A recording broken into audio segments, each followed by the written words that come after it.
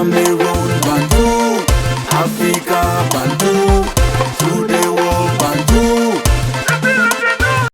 Salut les amis et bienvenue sur cette plateforme. Ici Bantou Media Group Sport. Samuel Eto'o-Fils a été attrapé main dans le sac.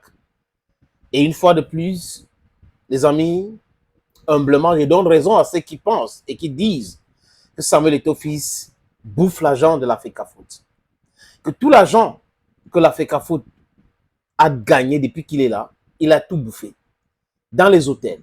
Il a même payé les hôtels avec l'argent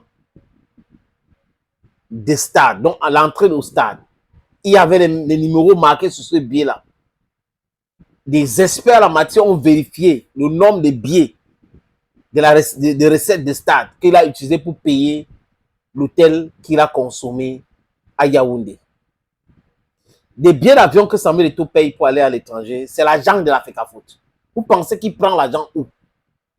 Quelqu'un qui est ruiné, tout le temps il est à l'étranger, tout le temps il est à l'étranger. C'est l'argent de la FECAFOOT. Les amis, autre chose que les gens ignorent, l'argent qu'on lui a donné, on parle de la subvention. Cet argent-là, Samuel Eto'o-Fils a bouffé ça. C'est pour cette raison qu'il n'arrive pas à donner ça au président de club ou au club. Parce qu'en réalité, cet argent appartient au président du club. Quand quelqu'un a créé son club et qu'on demande de donner l'argent à ce club-là, c'est à la personne. Maintenant, venir demander aux gens de payer les salaires des joueurs avant de lui donner cet argent, c'est par rapport à quoi? Est-ce que des présidents des clubs doivent se justifier s'ils ne payent pas les salaires des joueurs et puis quoi? Les joueurs là aiment le football, ils jouent pour l'amour du football. Mais les présidents sont là pour gagner leur vie, pour devenir beaucoup plus milliardaires encore et encore. Donc, Eto'o ne doit pas les empêcher de tourner en rond. Si il fait ça, c'est parce qu'il a déjà mangé une grande partie de cet argent. Il ne reste rien. Vous voyez, non, les amis? La dernière sortie de Bamoutou Doumbouda est vraiment claire. Il n'a pas donné l'argent là. Certainement, il n'a pas donné à tous les autres clubs là. Le communiqué que la FECAFOOT a fait dernièrement pour essayer de déconstruire ce que Bamoutou a fait, les amis, je pense que vraiment Bamoutou a raison. Samuel Eto'o-Fils mange l'argent des footballeurs, l'argent de la FECAFOOT. Tout l'argent de la FECAFOOT finit dans le ventre de Samuel Eto'o-Fils. Même le COMEX de la FECAFOOT. L'Assemblée générale ne voit rien. Tout cet argent-là, c'est dans sa poche. Et il part en France pour le tournoi de Montaigu. Les Lions n'ont pas eu une très bonne performance. Ils ont été éliminés après les 4-0 contre la France. 1-0 contre la Chine, je pense. Ils ont gagné Vendée 1-0. Les U17. Bon, les amis, on va dire, on n'apprend pas les échecs. Du moins, pour les gens qui sont normalement constitués. Mais Eto'o arrive en France. C'est incroyable. Il arrive en France, les enfants font les photos avec lui. Oui, vous en... Non, parce que là, on va d'abord au bureau, là, faire 2 ou 3 trucs, et après... Ah ouais?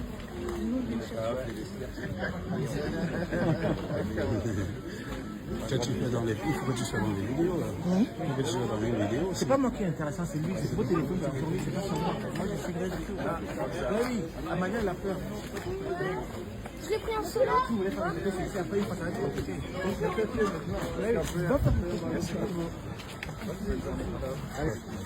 On va au bureau. Voilà tes filles.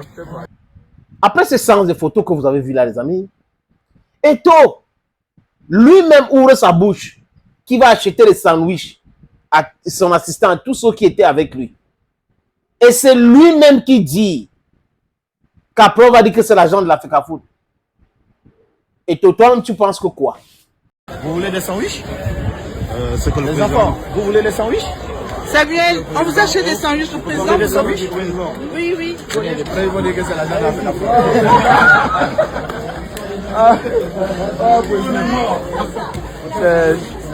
Les enfants, approchez, allez-y. En tant que président de la FECAFOOT, tout ce que tu fais, c'est avec l'argent de la FECAFOOT. Même les habits que tu as portés là, c'est avec la FECAFOOT. Est-ce qu'avant la FECAFOOT, Eto'o portait les habits? des bons habits comme ça. Est-ce qu'avant l'Africa Foot, Eto'o voyageait comme ça?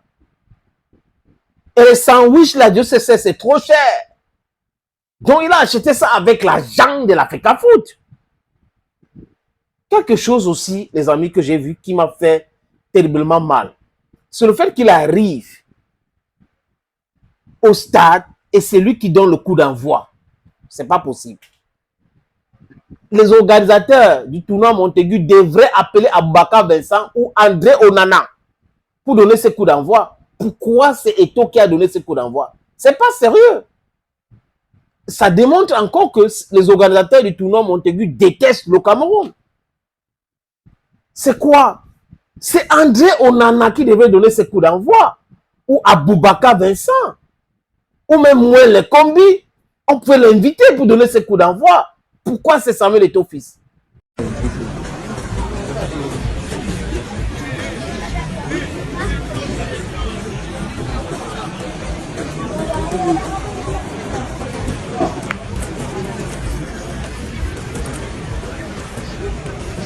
Mesdames, Messieurs, le coup d'envoi de cette rencontre France-Cameroun va être donné dans les prochaines secondes par monsieur Samuel Eto'o, bien sûr, le champion olympique, joueur international ayant passé par le Real Madrid, le FC Barcelone, l'Inter Milan ou encore Chelsea. Et bien voilà, le coup d'envoi de cette rencontre France-Cameroun donné par monsieur Samuel Eto'o, président de la Fédération camerounaise de football. Vous comprenez maintenant, les amis, comment les Camerounais haineux, méchants, diaboliques, sataniques pensent.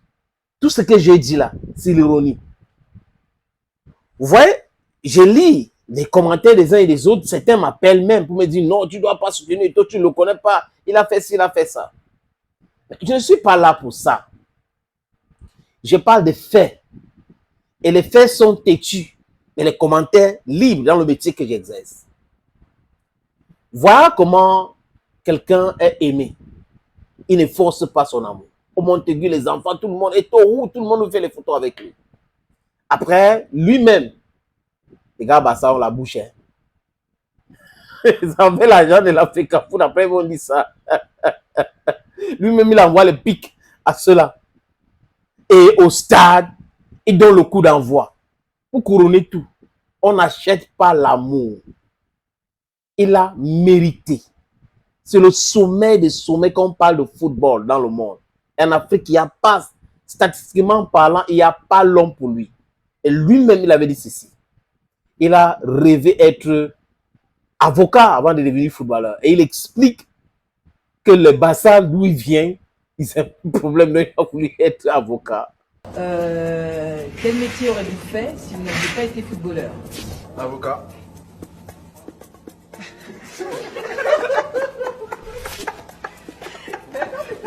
Pourquoi tu rigoles? Ça ouf. Mais il faut des études pour être avocat.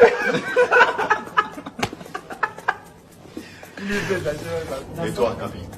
Moi, j'étais passionné par les avocats, je ne sais pas pourquoi. Vous savez, chez nous les bassards, on adore généralement les problèmes. Mais il y a des exceptions comme moi.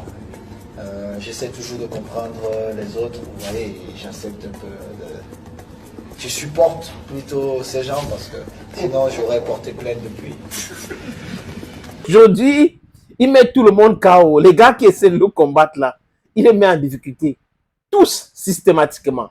Donc, les haineux là, vous allez écrire ce que vous voulez contre Samuel Eto'o fils. Il reste digne.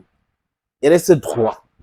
Ceux qui font beaucoup de bruit là ont des choses à se reprocher, mais ne veulent pas exposer. Demain, vous saurez exactement qui sont ceux-là. Je vous le dis, mon frère et ami Charles Ateba a écrit un livre en 2011 où il parlait des braconniers. Des braconniers qui ont pris le mouvement sportif en otage. Et dans ce livre, il parle de football et la Fédération camerounaise de football. C'était à terre en 2011 jusqu'à aujourd'hui. Il y a des périodes où le football dans ce pays ne se jouait pas, de championnat. Où un match se jouait, après il y a contestation, donc 3 points. Il y a Mohamed. Un match a donné droit à 6 points. 6. On a donné 3 points à des deux équipes qui contestaient. Sur Seydou Momo Njoya, il y a même toute une année, il n'y avait pas le championnat. Mais les gens prétendent aujourd'hui que le football est en bas. Le football était déjà mort. On est en train de ressusciter le football. Fâchez-vous, mais en réalité, toute révolution n'est pas facile. Il faut changer les mentalités, il faut professionnaliser. Ceux qui ont utilisé le football pour s'enrichir de façon illicite, ce sont généralement ceux-là qui sont en train de pleurer aujourd'hui.